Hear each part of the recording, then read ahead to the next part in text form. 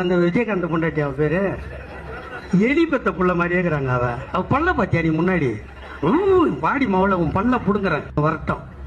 அது எங்களுடைய தேர்தல் அறிக்கையை பார்த்துத்தான் எல்லா மாநிலத்திலும் வெற்றி பெறுகிறார்கள்.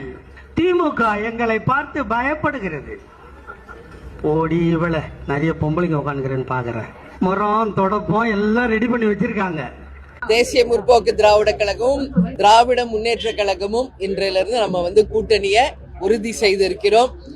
இந்த கூட்டணி நான் எப்பவும் சொல்றது போல எங்க கழக மாவட்ட செயலாளர்கள், நிர்வாகிகள், தொண்டர்கள் விருப்பம் இந்த முறை திமுகவுடன் கூட்டணி வைக்க வேண்டும் என்பதுதான்.